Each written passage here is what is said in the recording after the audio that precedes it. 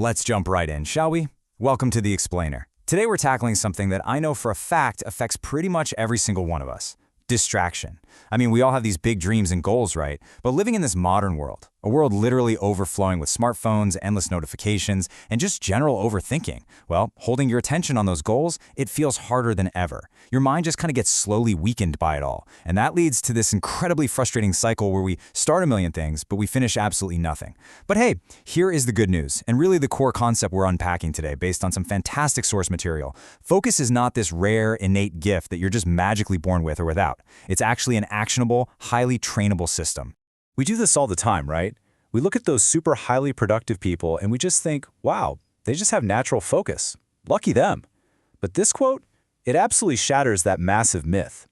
Listen, if focus is a skill, that means it's exactly like learning to play the piano or, going to the gym to lift weights. You can literally train it. So today we're going to look at the exact techniques you need to build that mental muscle and finally protect your mind from distraction. So, if we're treating focus as a skill, we really need a solid working definition. Focus is a trainable mental habit. Notice I didn't say it's just trying harder. It's actually constructed through 4 very specific building blocks: having a clear vision, taking specific actions, building self-awareness, and managing your physical energy. Once you realize that focus is really just a habit made up of these specific, totally manageable components, it becomes super clear that absolutely anyone can learn to protect their mind from the modern world's endless barrage of noise. Okay, so here's our roadmap for the journey today. Number 1, the power of vision. Number 2, the art of starting. Number 3, mastering your inner voice. And number 4, fueling your focus engine. Let's get right into it. Starting off with Section 1, the power of vision, building your internal compass. Now, what's really interesting here is how we contrast these two ways of living. True focus absolutely has to start with a crystal clear, highly personal vision of your future.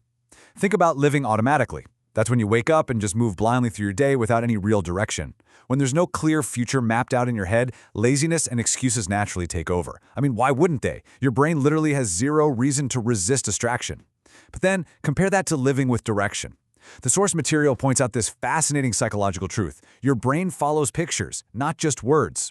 When you are constantly imagining a very clear picture of your future success, maybe that's becoming way more confident, finally getting fluent in a language, or achieving financial peace, your brain gets highly motivated. It naturally starts protecting your energy to get you there. Without that mental picture, the mind just defaults to being lazy. So it all boils down to asking yourself this one specific, absolutely crucial question. What do I actually want? It sounds almost too simple, doesn't it?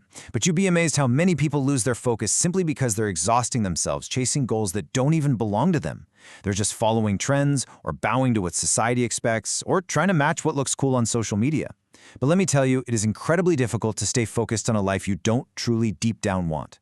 True focus requires a real emotional connection.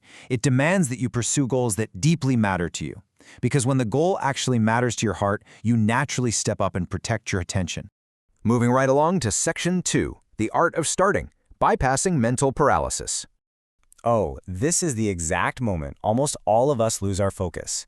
We sit down at our desks to work, we suddenly feel totally overwhelmed by the 50 different steps we think we need to take, and boom, we immediately grab our phones to doom scroll instead.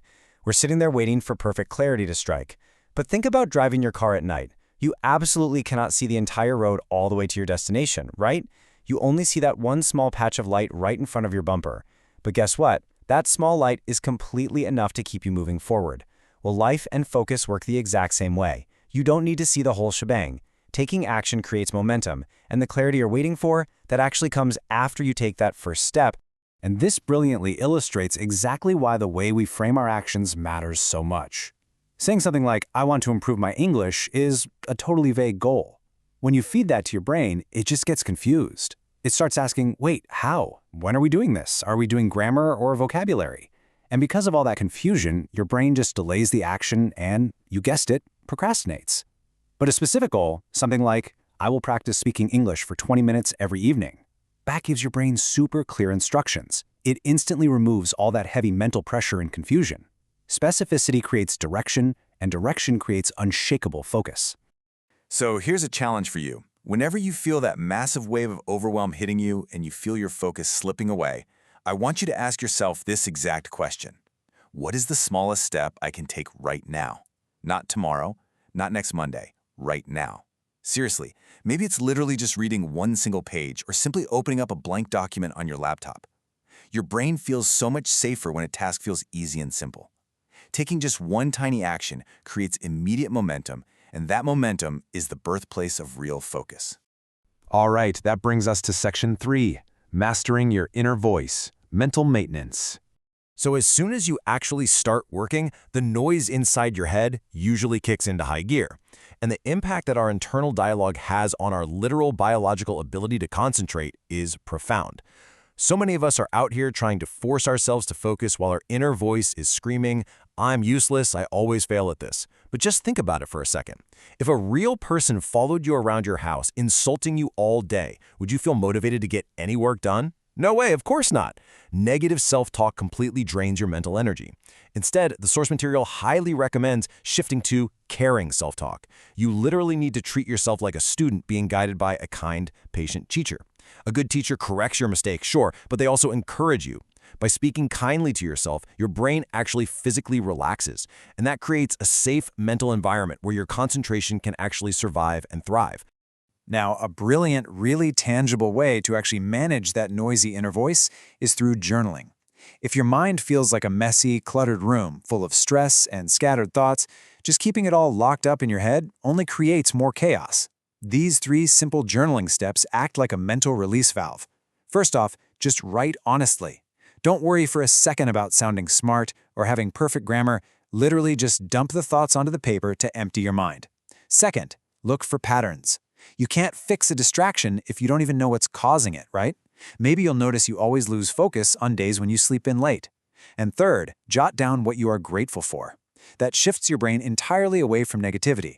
The physical act of writing forces your brain to slow down its thinking, which instantly releases all that built-up emotional pressure. And finally, we arrive at Section 4, Fueling Your Focus Engine, Protecting Your Boundaries. You know, we so often ignore this foundational truth. A tired body practically guarantees a distracted mind. We try so hard to push through the exhaustion and force productivity, but it is exactly like trying to use a smartphone that's running on a 1% battery. It gets slow, glitchy, and totally unresponsive. You simply cannot expect high-level focus if your biological battery is constantly flashing red. Let's just quickly walk through these really basic physiological needs. Getting deep sleep, that isn't laziness. It's literal biological mental recovery. Eating balanced food provides stable energy so you don't completely crash at 2 p.m. Proper hydration is absolutely vital. I mean, even minor dehydration causes immediate brain fog. And taking small breaks throughout the day, that releases the pressure valve on your attention span. I really want to remind you of this, loud and clear. If you are constantly struggling with your focus, very often it is not laziness, and it is definitely not a lack of willpower. You are simply exhausted. Hustle culture is everywhere, constantly telling us we need to be grinding 24/7. But a healthy mind needs freshness and joy. It can't just be about work. Adopting a simple, healthy hobby, whether that's reading, drawing, gardening, or even just going for a walk, is actually a sneaky focus training exercise in disguise. Think about it. When you deeply enjoy doing something, your mind becomes completely present naturally, without any of that heavy pressure of being productive. It teaches your brain how to stay engaged and present, and that refreshed, clean energy transfers directly back into your work. And hey, it's not just what you do. It's also about who you surround yourself with. You have to aggressively protect your environment. The source material is super clear on this point. Not everyone deserves access to your energy. If you're constantly hanging around people who judge you, insult you, or make you doubt yourself, your confidence and your concentration are going to be quietly destroyed. You really have to carefully curate your circle. Stay near people who actually encourage your growth. Why? Because a healthy, supportive environment creates a healthy, fiercely focused mind. As we wrap up this explainer, let's just anchor everything we've talked about on this one incredibly powerful quote from the source material. A clear future creates a focused mind. Mastering your attention isn't about downloading the next perfect productivity app or buying some expensive, fancy planner. It is intrinsically linked to finding your internal clarity, treating yourself with real patience, and respecting your body's natural energy limits. So I want to leave you with this final, really provocative thought. For years, you might have been telling yourself the story that you just aren't a focused person. But today, the source material proved that is completely a myth. So the choice is entirely yours now. Will you continue to treat focus as some magical talent you were simply born without, or will you finally recognize it as a skill and start training it today? Start with just one small step. and watch your focus completely transform. See you next time.